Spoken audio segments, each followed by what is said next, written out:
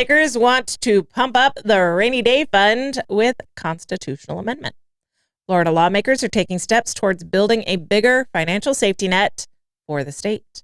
On Thursday, the House Budget Committee advanced a proposed constitutional amendment that would require Florida to deposit $750 million per year into its Budget Stabilization Fund, commonly known as the Rainy Day Fund, to better prepare for future recessions or economic downturns.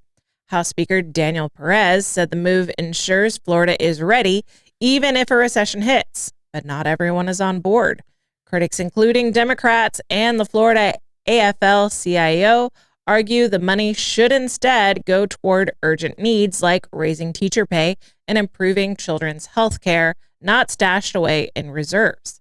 The amendment would raise the fund's cap from 10% to 25% of general revenue collections, potentially growing the fund to more than $11 billion in the years ahead. Some lawmakers question the need to mandate these contributions when the legislature already has the ability to fund the reserve voluntarily. Supporters like House Budget Chair Lawrence McClure say setting the money aside now prevents overspending and ensures the state is ready for a break-the-glass emergency.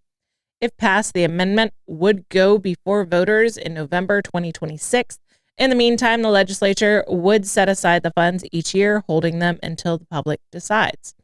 Also on Thursday, lawmakers advanced a plan to use $250 million a year to pay down state debt, while still pushing for $350 million in permanent sales tax exemptions and an additional $300 million for temporary tax holidays like the back-to-school and hurricane preparedness weeks.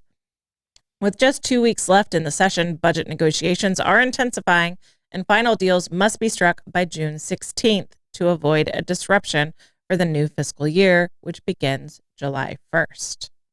So what are your thoughts on this new amendment?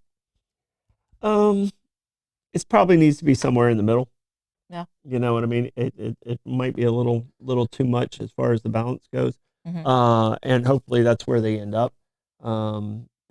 I want teachers to have salaries, but again, teachers, I'm sorry, you guys only work. I work several jobs 12 months out of the year. You get paid pretty well per the time that you're actually there. And I know that's frustrating when I say that to people, but that's a life choice that you did choose. And no one said, hey, you're going to be rich if you become a teacher. Yeah. It's a choice that you made. That's not the pitch. Yeah, that's not the pitch at all. And if you're working as a teacher to get rich, you're probably not a good teacher. It's probably not the job for you. Yeah. So I mean, and I love our teachers, and I want them to love our kids, but that's not the reason to get rich. So they always seem to use teachers. Yeah, as a human shield. As a human shield. Yeah. And I don't think that's fair to teachers, and I don't think that's fair to us. So. Yeah, it seems pretty cliche to be like, oh, we shouldn't set this money aside. Think of the teachers and the kids. It's like, okay, you always use teachers and kids when we need to increase government spending. So, maybe be a little more specific. And the idea that some lawmakers are like, why do we need a mandate? Well, it's because anytime government has their hands on money, they're going to spend it unless they're forced to put it aside.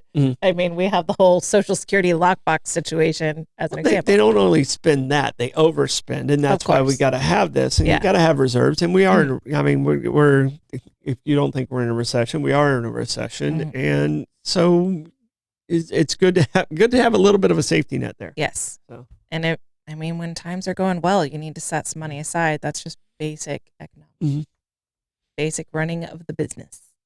Troy, how do you want to check the comments today?